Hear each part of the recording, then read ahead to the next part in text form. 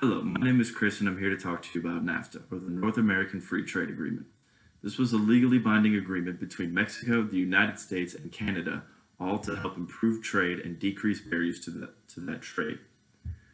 Ultimately, what was it and why did it exist? Well, in the 1990s, there needed to be a trade agreement.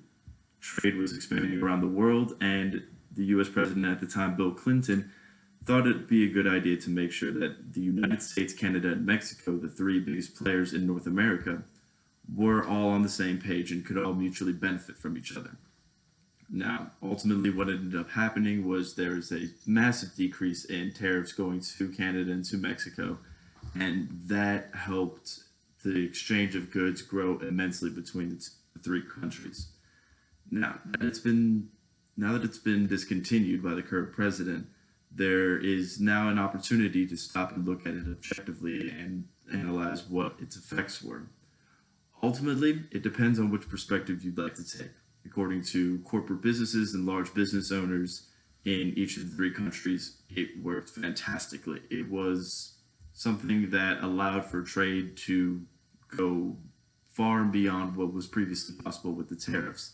They were able to move production facilities. They were able to hire in new lower cost laborers. They were able to expand their reach, particularly in Mexico, having a shorter avenue to the South American market.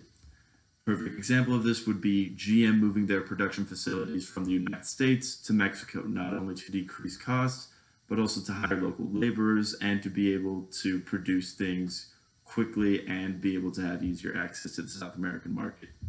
A very notable result of this was the controversial Keystone Pipeline that moved oil from Canadian tar sands up in the north down through North and South Dakota. This was a benefit to those oil companies, all of whom were involved because it increased supply lines. They were able to have a consistent flow of crude oil and gas through that, and it just immensely helped as an investment project.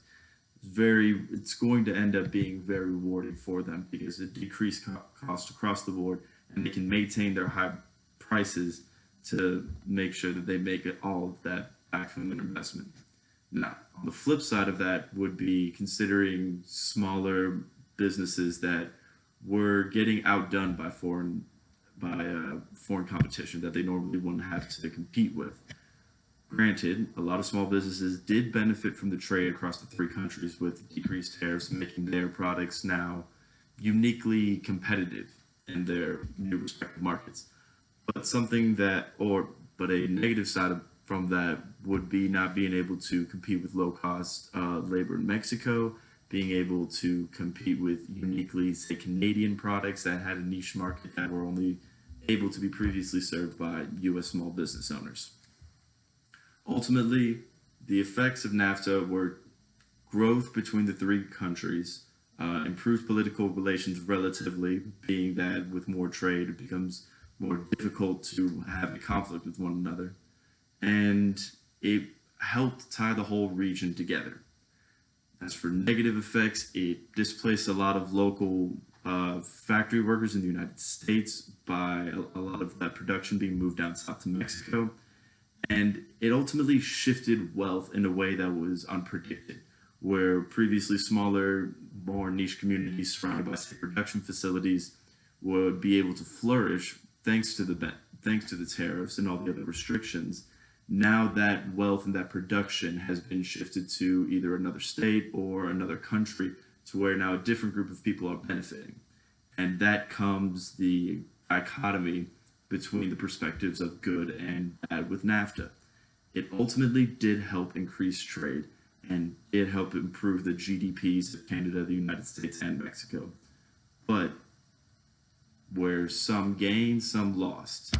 And ultimately, it is the determination of whose ever perspective you're seeing it from.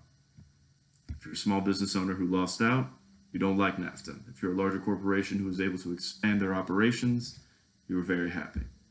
Ultimately, was NAFTA good or bad? We'll have to wait a few more years and see. Thank you.